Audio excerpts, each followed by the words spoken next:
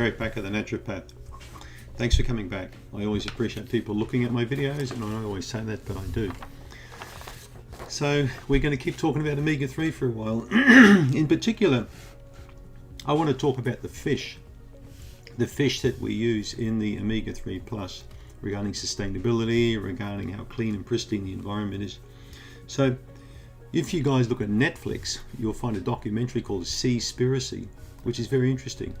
But there's a lot of controversy regarding this documentary too, because a lot of things have been quoted out of context. There's been misrepresentations, and there's a whole spotlight from the documentary basically funneling down, trying to get celebrity endorsements like, you know, the vegan Bryan Adams to stand up and say, look, people don't eat any fish. You don't need to eat fish. We're killing our oceans. We're killing everything in it. I think that's grossly unfair.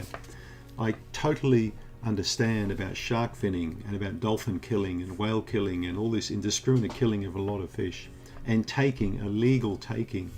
We have the same problem in New Zealand. We have ships from certain countries coming all the way down south in Antarctica and just raping and pillaging the oceans, taking whatever they want to take. See, this is wrong. This is the wrong way to manage our fish stocks globally. However, if we look at the wild Alaskan pollock, the fish that we use in our omega-3 plus, you can go to Google and have a look yourself. Wild Alaskan pollock is not shark finning. It's not killing dolphins, herding them into coves and slaughtering them because they could be taking fish away from fishermen. It's not raping all the, taking all of the anchovies out of the oceans like they do in Peru. Have a look at the anchovy fishery in Peru. The anchovies make up, I believe now, up to 60, 70, 80% of most fish oil stocks now globally. See, these are the wrong kind of oils to use in fish oil. These are not sustainable. Krill oil is not sustainable. Google it yourself. Go and have a look at humpback whales and krill. Look how much food we're scooping out of the oceans every day. Krill we're taking away from feeding the humpback, whose principal source of food is krill. So we've got a very famous researcher in Australia, on the west coast of Australia, who's very upset about a lot of pregnant humpback whales beaching and dying and malnourished, and core samples are showing that they're just not getting the krill that they used to get. So, this is taking food out of the mouths of creatures that we don't want to see dead. That's not the industry I'm talking about here. I'm talking about sustainability. I'm talking about the wild Alaskan pollock that's used in our omega-3 plus. Okay? It's considered one of the most well-managed fisheries in the planet. And if you have a look at the spawning biomass figures of all three fish stocks of the pollock, it's looking very healthy indeed. So people aren't going to hold a knife to their own throat and cut it, and cut off their nose to spite their face. Big fisheries want to manage their stocks very carefully and sustainably, otherwise there is no more future, there's no jobs. They know that.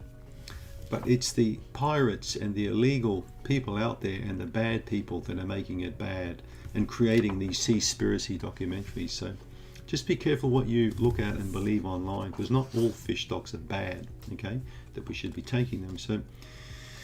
So I've got here, wild Alaskan pollock is now regarded as one of the world's healthiest sources of fish protein, one of the cleanest sources of fish protein. It's a low-risk category for environmental toxins like mercury and pesticides. The stocks are not overfished, and the spawning biomass, as I mentioned, for all three levels of three stocks is healthy. So the fish live in pristine, cold, icy cold waters of the Bering Sea, far up north, similar to where cod live. Cod also produces very good oil indeed. So the liver of this fish would be quite large.